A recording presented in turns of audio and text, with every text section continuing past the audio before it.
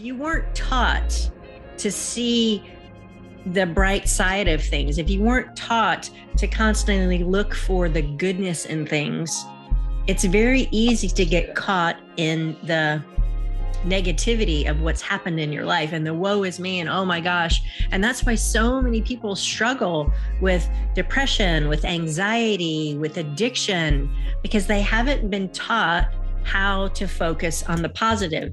So even if working with someone who has addiction, for example, and you say to them, Marlon, well, just focus on the good things in your life. What's a good thing that's happened in your life, friend, before you became addicted?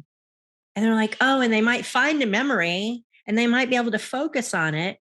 But the part of your brain called your amygdala, which is your fight, flight, or freeze mechanism in your brain, it's designed to protect you and to keep you alive and on the planet.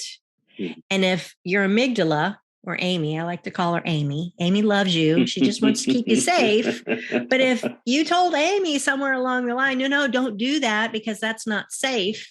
Because if I think that happy thought, then terror will rain down on me from my dad or my mom or whatever. It's not safe. So I can't do that. And so you get caught in that thinking pattern, which then builds really strong neural pathways in your mind. Right?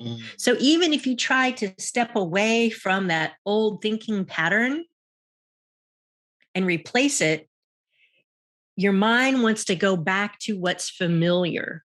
So the power of what I do is by getting it at a subconscious level, you're able to eliminate those emotional charges and replace them at this deeper level. Now, the secret sauce of what I do is I create what I call a transformation recording. And this is about a 30-minute recording. It's filled with empowering thoughts and beliefs and new habits for your brain to absorb. I mix in binaural beat music. It's really relaxing. And then you listen to it every night as you go to sleep.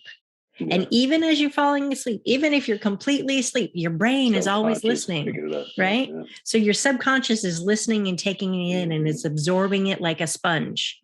Yeah. And just like listening to a song on the radio over and over, you can remember the song words from 30 years ago, right? Yeah, it's the same thing here. So we're building those new neural pathways in your mind that then become the new go-to pattern when you hit that wall of stress. Yeah. You know, I tried just a little side note.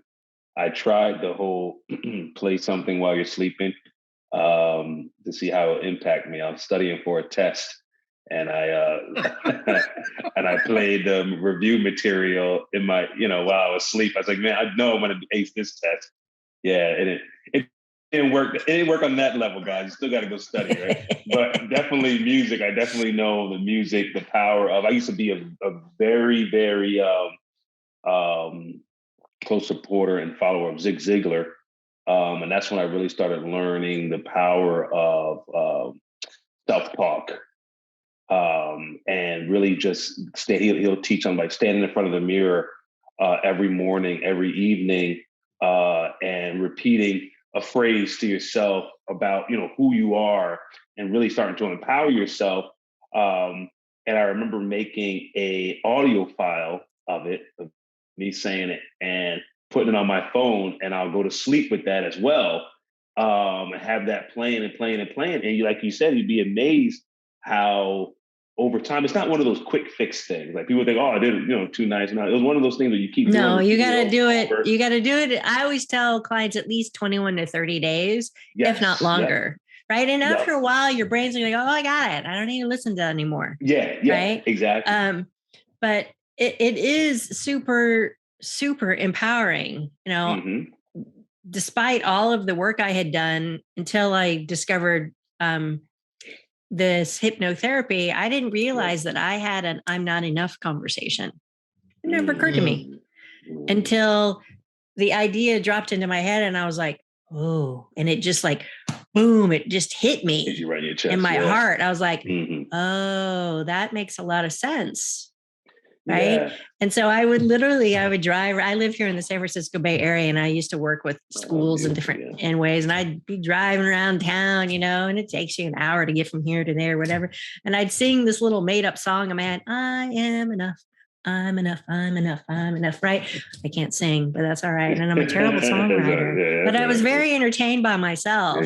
Yeah.